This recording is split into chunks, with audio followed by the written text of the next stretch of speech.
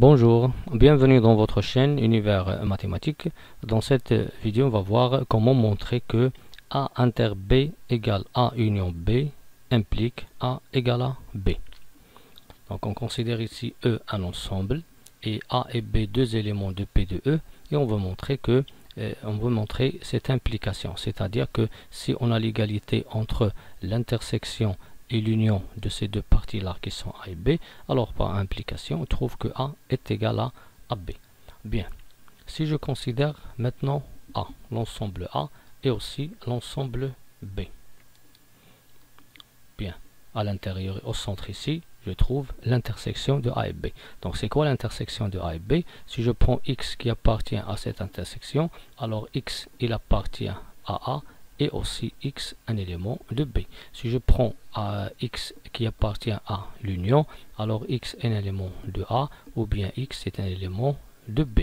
Qu'est-ce que ça veut dire A égale à B? Ça veut dire que si je prends X un élément de A, cela est équivalent à dire que X est un élément de B, ou bien ça veut dire que A est inclus dans B et B est inclus dans A. C'est-à-dire on peut montrer l'égalité par double inclusion. Donc bien sûr ici, on veut montrer quoi? On veut montrer que A inter B égale à A union B implique A égale à B. Donc on va utiliser première méthode. C'est-à-dire on va travailler avec les X. Donc on va montrer que A est inclus dans B. C'est-à-dire je vais supposer, bien sûr, je vais supposer premièrement, que A inter B égale A union B et je vais montrer que A est égal à B. Et pour montrer que A est égal à B, je vais montrer premièrement que A est inclus dans B et après je vais montrer que B est inclus dans A. Donc on va montrer que A est inclus dans B. Pour cela, je vais considérer un élément de l'ensemble A et je vais vérifier et montrer que cet élément il appartient aussi à l'ensemble B. Donc je vais considérer X un élément de E qui est le grand ensemble et je vais supposer que X est un élément de l'ensemble A. Donc ce que je vais montrer maintenant, c'est que ce X, il appartient aussi à l'ensemble B. X est un élément de A. Donc, X, c'est un élément de A union B. Pourquoi? Parce que d'après le diagramme, on voit que A est une partie de la réunion et que B, c'est une partie de la réunion. C'est-à-dire que A, c'est une partie de la réunion A et B et aussi B est une partie de la réunion parce que la réunion c'est le plus grand ensemble qui contient A et contient aussi B. Donc si on prend X un élément de A, ceci implique que X c'est aussi un élément de A union B.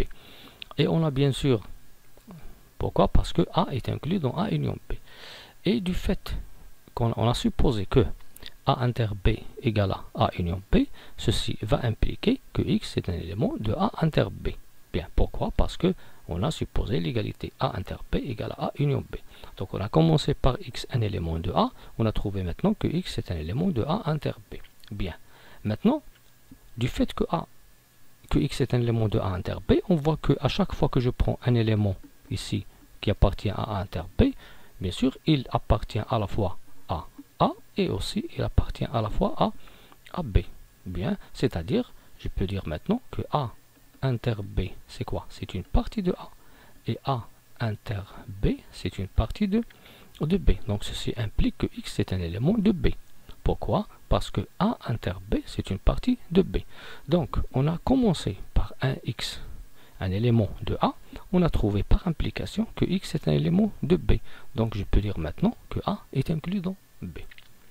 Maintenant je vais inverser les rôles pour montrer que B est inclus dans A. Donc si je prends X un élément de B, alors X c'est un élément de A union B, car B est inclus dans A union B. Donc X c'est un élément de A inter B. Pourquoi? Parce que A inter B égale à A union B. Donc X c'est un élément de A. Pourquoi? Parce que A inter B est inclus dans A. Et finalement, je vais trouver que B est inclus dans A. Donc lorsque je montre que A est inclus dans B et que aussi B est inclus dans A, ça veut dire bien sûr que A est égal à B. Donc finalement, on a montré que A est égal à B lorsque j'ai supposé que A inter B égale à A union B. Bien.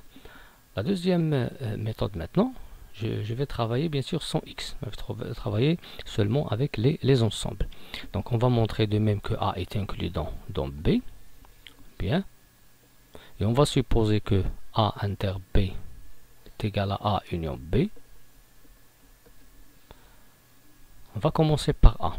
On sait que A est inclus dans A union B. On voit ici que A tout entier, il est inclus, cette partie-là, il est inclus dans cette partie tout entière qui est A union B.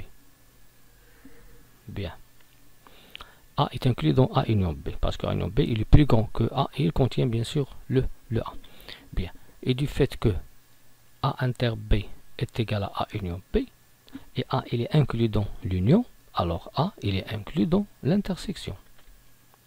A est inclus dans l'intersection d'après l'égalité de ces deux ensemble. Puisqu'il est inclus dans l'un, alors il est inclus dans l'autre. Et on a A inter B est inclus dans B. Et on sait que toujours, bien sûr, l'intersection, cette partie-là, il est inclus dans A et aussi dans B. Donc A inter B est inclus dans B. Donc on a A inclus dans l'intersection et aussi l'intersection est inclus dans B. Par suite, A est inclus dans B. Donc, on voit ici qu'on n'a pas travaillé avec les x, mais on travaille avec les ensembles. On a supposé que A, bien sûr, on a considéré A une partie de l'union. Bien sûr, c'est une partie de l'union. Du fait que l'union est égale à l'intersection, alors A, c'est une partie de l'intersection. Et cette intersection, il est inclus dans l'autre ensemble B. Alors A est inclus dans B.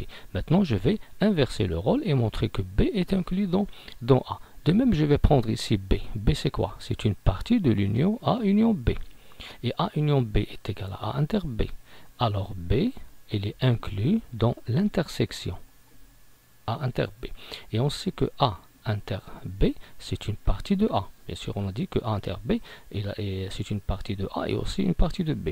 Et bien sûr, on a commencé par B et on a fini par A. Donc B, il est inclus dans A.